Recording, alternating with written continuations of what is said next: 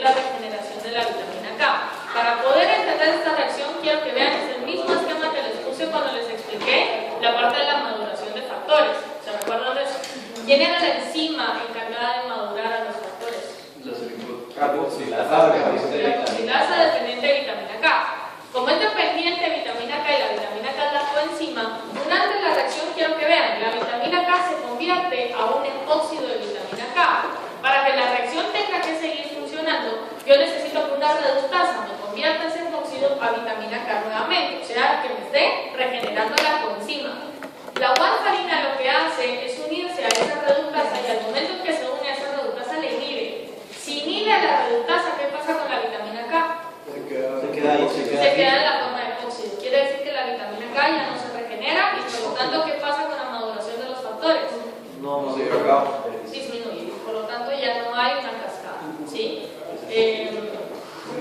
¿Cómo contrarrestaría, si se recuerdan, un exceso de heparina? Se podría contrarrestar dándole protamina al paciente. ¿Cómo contrarresta un exceso de warfarina? Dándole vitamina K. El problema acá es que la warfarina tiene una actividad un poco más lenta. Quiere decir que la vitamina K no va a responder de forma tan inmediata como lo podría hacer la protamina. Y hasta cierto punto eso hace más delicados a los anticoagulantes cumarínicos. ¿Por qué? Porque tienen una acción como más prolongada. ¿Sí? Entonces, una sobredosis no se puede compensar tan fácilmente como lo haría una sobredosis de heparina. ¿Sí? Bueno, esto solo es a modo de resumen, me voy a saltar, ahí lo leen, ahí lo ven. Luego tengo acá la parte de suero y plasma. La diferencia, pues ya la habíamos platicado en algún momento de la vida, habíamos dicho que el plasma tenía factores de la coagulación y suero no lo tenía. A grandes rasgos está bien decirlo, pero ahorita que ya vimos factores, quiero que se den cuenta que la única diferencia entre suero y plasma es que el plasma tiene factor 1, 2, 5 y 8. ¿Sí? Y si se fijan, el suero no lo tiene, quiere decir que el suero pierde la capacidad de poder formar fibrina, que es quizá el objetivo final de la cascada. ¿Sí? Entonces, en el suero sí tenemos factores de la cascada, pero no tenemos a los 4 que están abajo. Quiere decir que en plasma están los 4 que están abajo más los otros que están arriba. ¿Sí? O sea, prácticamente todos.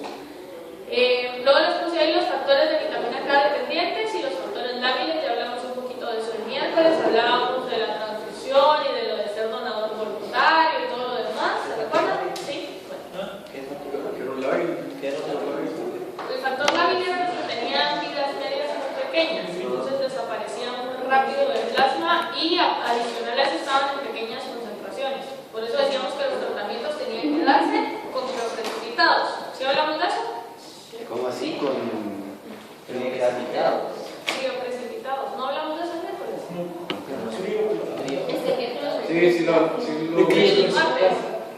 Que era la Si preparación. les hablé de donaciones, tuve que hablar de los crioprecipitados. Sí, que era la preparación de los. Como que lo que se le metía al paciente. ¿Cuántos plasmas necesitaba para hacer un crioprecipitado? Como de 10 personas. ¿Sí? Entonces hablábamos de los síndromes de politransfusión y todo lo demás. Bueno, entonces, vamos con la fase plaquetaria ahorita. Al inicio de la presentación yo les dije que estas fases se daban simultáneamente. O sea, se está dando la activación plaquetaria y la adhesión plaquetaria y mientras eso está pasando, pues está ocurriendo la cascada de la coagulación también. La fase plaquetaria, pues no la voy a hablar a detalle, así como les di la cascada, porque la mera parte bioquímica de la cascada era, pues, la mera parte bioquímica de la coagulación era la fase de la cascada de la coagulación. ¿Sí? Entonces acá lo único que me interesa es que sepan, pues, cómo es que va ocurriendo el proceso. La fase plaquetaria, pues, consiste básicamente en la activación y en la adhesión de plaquetas. Para eso necesito que veamos, pues, qué características tienen las plaquetas, porque hay algunos desórdenes de la cascada de la coagulación que se dan a este nivel.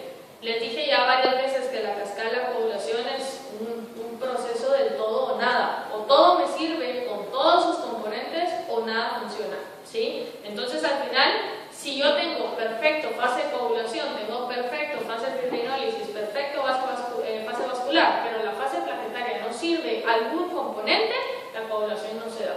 Lo mismo, como que hubiera deficiencia de un solo factor, por ejemplo.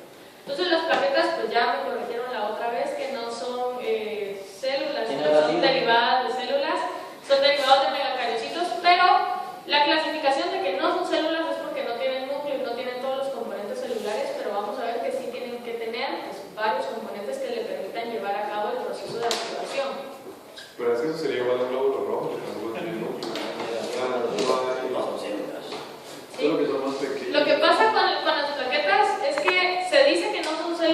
porque son como retazos del megacariocito. En cambio, el glóbulo rojo sí se sintetiza como tal y al inicio de su fase pues tiene núcleo y lo va perdiendo en el proceso, ¿sí? En cambio, el megacariocito no. O sea, no es que lo pierda o que se transforme, sino solo resultó siendo como una parte del citoplasma de algún megacariocito que haya existido antes, ¿sí? La concentración les puse ahí de 200 a 400 microlitros, pues por ahí vale el valor de referencia, va a depender mucho del laboratorio, pero casi siempre son a lo mucho 500.000, ¿sí? Para que se vayan dando una idea. Se producen en médula ósea y eso es importante porque algunos desórdenes de médula ósea pueden generar defectos a nivel tanto cuantitativo como cualitativo de plaquetas. Los defectos cuantitativos pues lo que van a hacer es alterar el valor de referencia, ¿sí? Si tengo un exceso de plaquetas, el paciente pues puede estar propenso a tener una trombosis. Si tengo defecto, tengo deficiencia de plaquetas, o sea, un número por debajo de esto, el paciente pues no va a poder coagular de una forma adecuada porque no tiene el número de plaquetas necesario para hacerlo. Ambas cosas serían un efecto cualitativo. Nelson. Sí, una duda. Cuando se tiene trombosis, ¿qué patología se podría dar? Esa es la trombosis. ¿Por qué podría? La No, o trombosis sea, es la patología. ¿qué causa podría darle una? Podría ser un exceso de plaquetas, podría ser un exceso de la activación plaquetaria, solo porque sí. Podría ser, ¿qué más? Hablábamos de, ¿se acuerdan? El día martes poníamos una semana. O sea, si alguien llega a donar sangre, por ejemplo, su sangre va a ser fragmentada en paquete eritrocitario, en plasma y en plaquetas. El plasma puede durar 2 meses congelado. El paquete eritrocitario puede durar 30 días, dependiendo de qué anticoagulante usen y todo lo demás. Y las plaquetas únicamente van a durar una semana. Quiere decir que si al final un paciente necesita plaquetas, las plaquetas son de utilizarse frescas, así como quien dice, de forma inmediata. En algunos casos, eso complica la transfusión cuando se requieren plaquetas. ¿Por qué? Porque las plaquetas no están siempre, como quien dice, en la orden del día.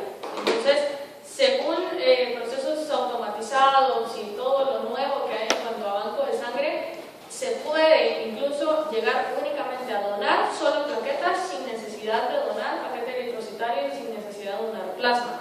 Eso, como quien dice, para evitar el desperdicio, ¿sí? No se me acumulen todas las bolsas de sangre, sino que yo únicamente necesito es plaquetas. Los requerimientos para donar plaquetas pues son como inferiores a los que se requieren para donar sangre, o sea, el peso pues no necesariamente va a ser un peso arriba de 110 libras. Hay varias condiciones distintas, ¿sí? Entonces a veces se lo digo porque si no califican como buenos donadores de sangre, quizás sí califiquen como buenos donadores de plaquetas. Entonces vean mi mensaje subliminal acá, estoy tratando de impulsarlos a que se apunten como donadores voluntarios mientras sean población sana. Porque el momento en que ustedes empiecen a vivir en el hospital, dejan de clasificar como un buen donador. O sea, su sangre se empieza a volver como sangre de riesgo, ¿sí? Porque es la adhesión al colágeno. Necesito que la plaqueta se una al sitio donde hay daño. ¿Por qué? Porque si hay daño en el endotelio, la plaqueta pues tiene que llegar como a formar esa barrera primaria.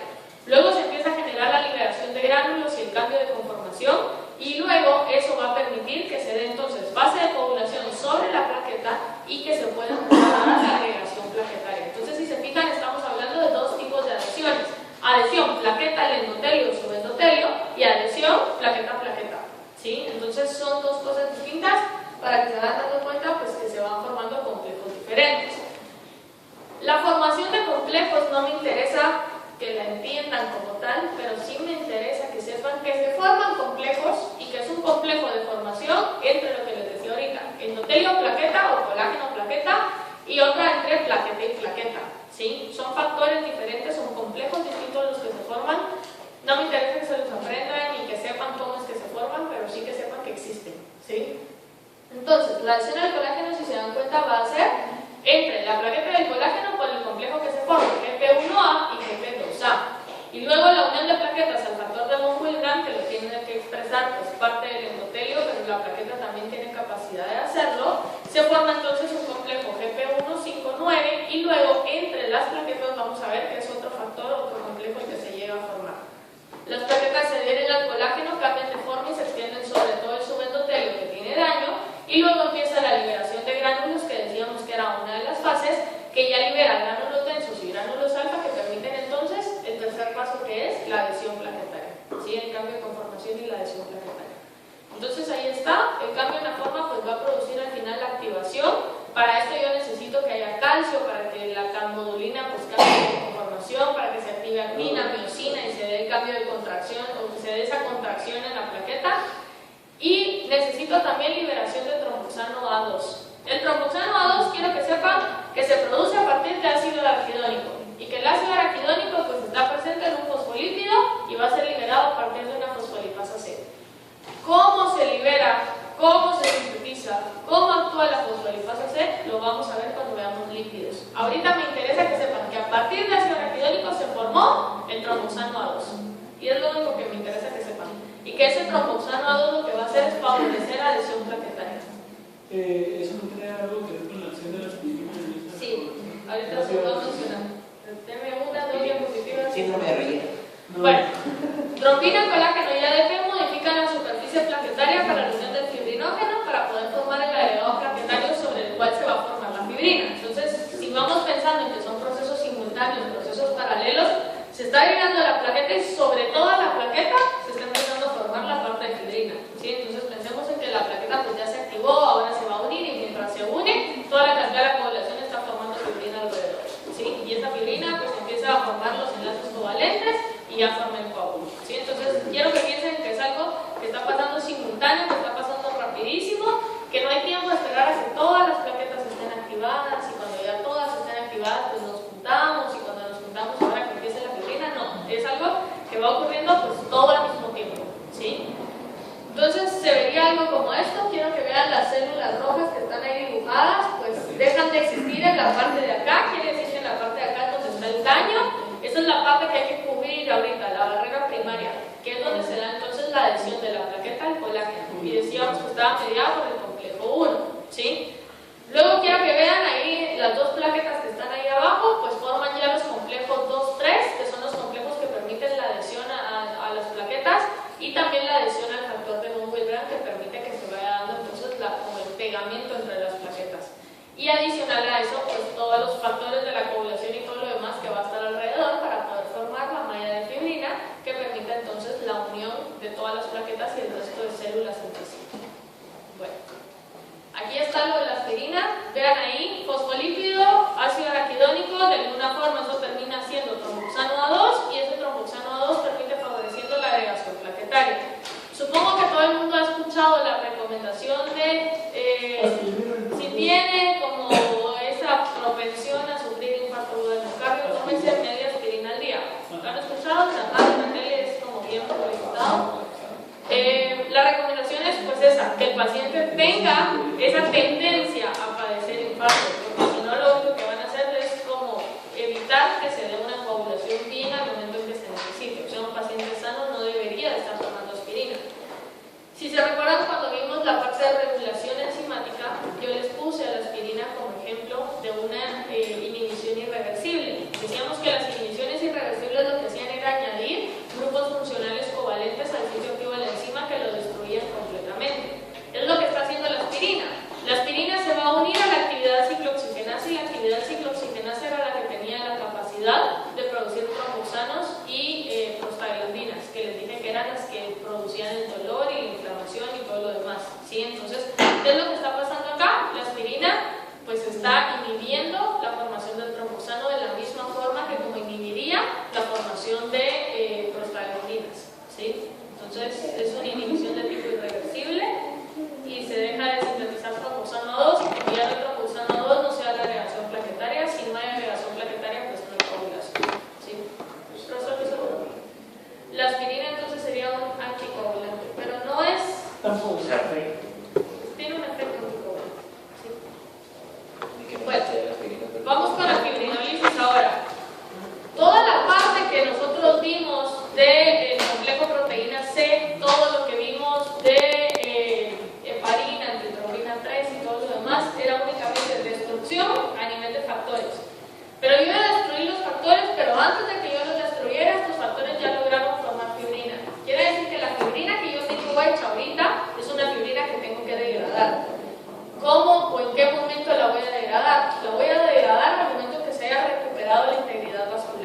¿sí? En el momento en el que el trombo pues ya no sea necesario, en ese momento yo voy a degradar a la fibrina para que el trombo pueda empezar a deshacerse. Esa fase se conoce como la fase de fibrinólisis, que sería entonces la proteólisis que tiene la proteína, y la proteína pues era la fibrina, ¿sí? Bueno, entonces la plasmina es una serinproteasa. ¿Qué hacían las serinproteasas? Cortaban, ¿sí? Y se forma a partir del plasminógeno. ¿Qué es un plasminógeno? Es un simógeno. Quiere decir que el plasminógeno entonces tiene que ser activado por algo para convertirse en plasmina. Y cuando la plasmina está funcionando va a ser una serinproteasa. ¿A quién va a hidrolizar? ¿A quién va a proteolizar? A la fibrina, ¿sí? Entonces es responsable de la degradación de fibrina y de fibrinógeno. Y tenemos otros dos agentes fibrinolíticos que son exógenos, o sea que no son producidos por el cuerpo, pero que pueden causar fibrinólisis también. Está la alteplasa y está la streptokinasa. La streptokinasa es producida por estafilococos del tipo, creo que es beta hemolítico, no estoy segura, pero es un tipo de hemólisis. Por eso se llama streptokinasa. Porque es producida por el strepto. No, strepto, no estafilo. Hay otras que son producidas por estafilococos también, no me recuerdo el nombre, pero también va a producir otro. Entonces, ¿estamos bien con eso? ¿Sí? Bueno. Entonces, el coágulo ya se formó, ya se recuperó la integridad del vaso sanguíneo, ya no hay necesidad de que el tronco esté ahí y ahora necesito degradarlo. ¿Quién va a mandar la señal de que ya estoy listo, ya me sinteticé, ya estoy reparado? El endotelio. Entonces el endotelio empieza, bueno, ahí está la fibrina unida al plasminógeno, quiero que lo vean. La fibrina pues sería esa red anaranjada que les dibujé ahí. ¿Sí lo ven? ¿Sí? Esa es la fibrina. Y la fibrina se va a unir al plasminógeno. Pregunto, ¿ese plasminógeno puede cortar a la fibrina ese o no? No, porque es simógeno. Al momento en que el simógeno se convierta en cima, ahí sí, ya está, como quien dice, llegó antes al trabajo y solo está esperando la luz verde para empezar a cortar. Y la luz verde va a ser la transformación del plasminógeno a plasmina. ¿El plasminógeno está en el endotelio entonces? No, el plasminógeno está en concentraciones normales en el plasma. Al momento en que se forma el coágulo, pues llega así como, aquí hay fibrina, entonces aquí me voy a quedar, porque en algún momento me van a llamar. Entonces yo ya estoy aquí en el lugar donde tengo que ejercer la acción. ¿Y quién activa el plasminógeno? Ok, vamos con eso ahorita. Entonces, el endotelio va a producir al activador tisular del plasminógeno. ¿Qué les dice el nombre? ¿Qué va a hacer? Va a activar al plasminógeno. ¿Y quién lo está produciendo entonces? El endotelio. ¿Sí? El endotelio está diciendo, ok, yo ya estoy reparado, quítenme este coágulo de acá, yo ahora lo necesito porque yo ya me reparé. ¿Sí?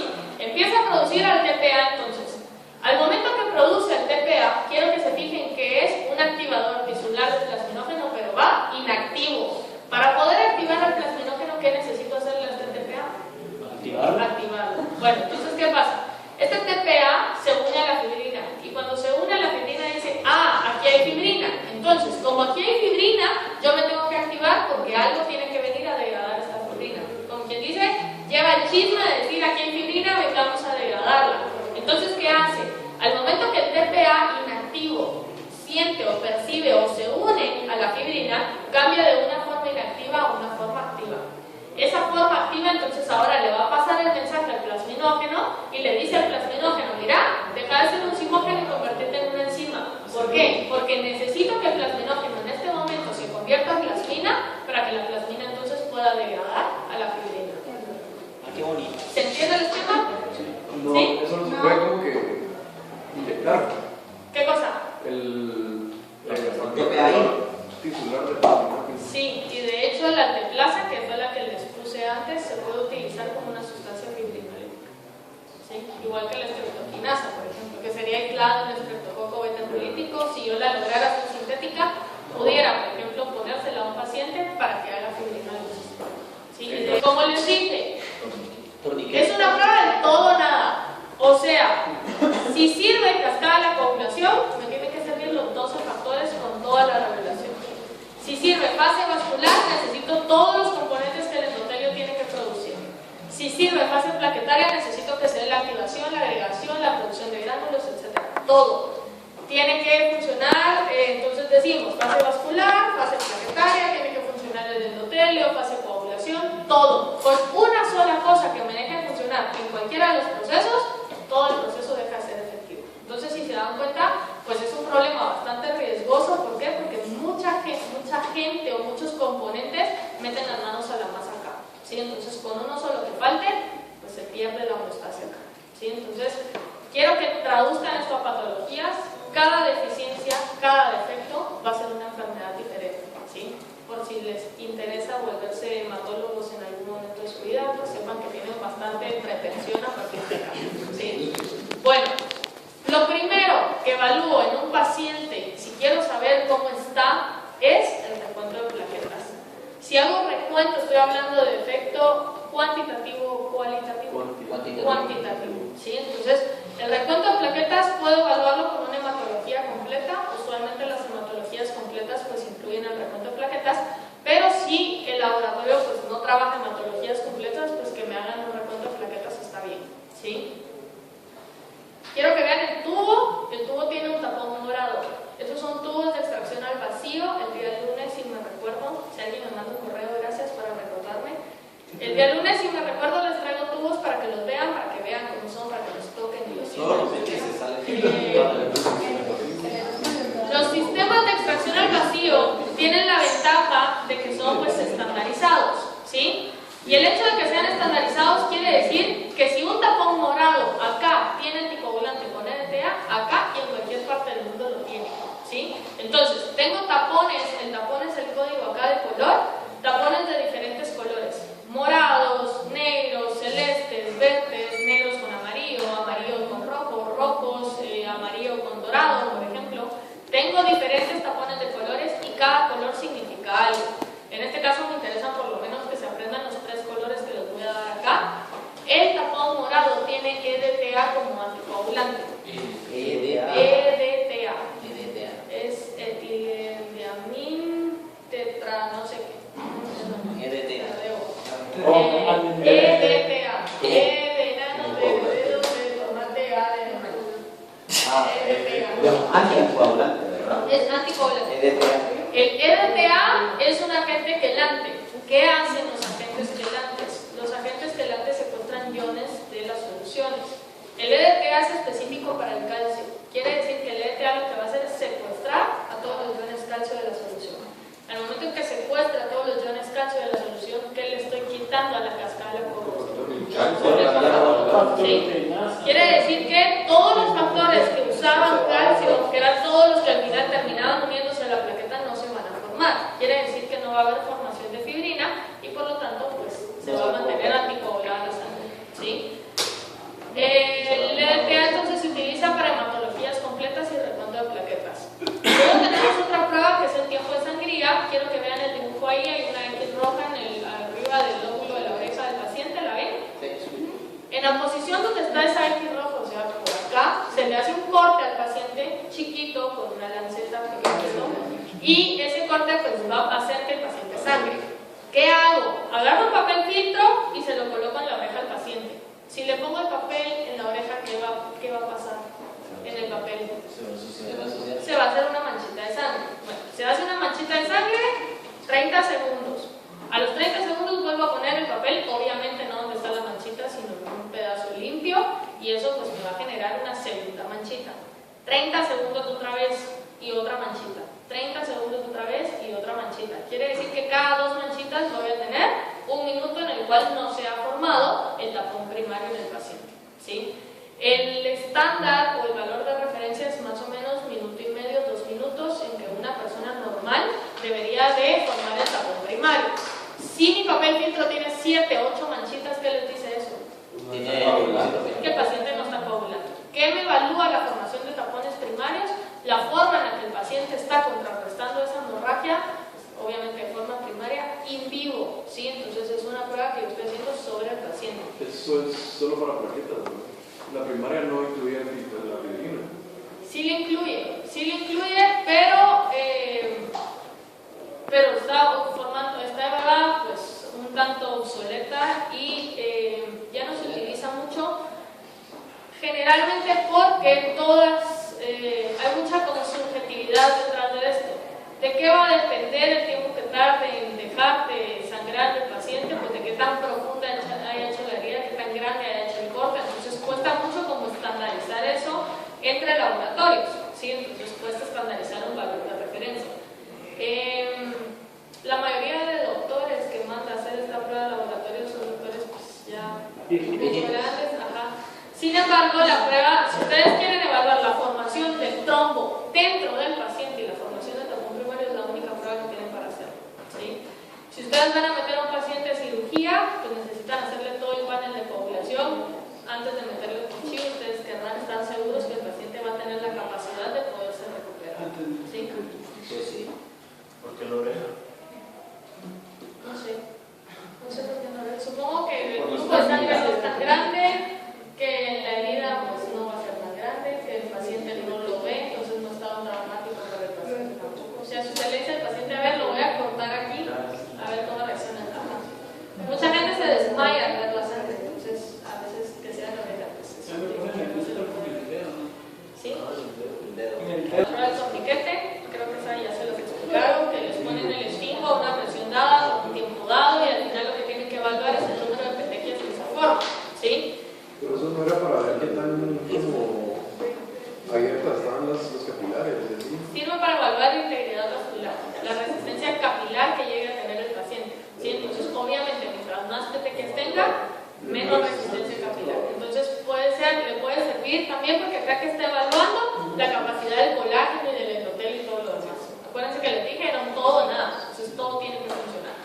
Luego tenemos el tiempo de coagulación, que evalúa el proceso de coagulación en general, pero lo hace in vitro. ¿Qué hago? Le saco sangre al paciente, agrego 5 o 10 ml y calculo el tiempo que tarda pues, en formarse ese coágulo. El tiempo aproximado pues, va a depender si son 5 o 10 ml, pero son más o menos unos 10 minutos. ¿Sí?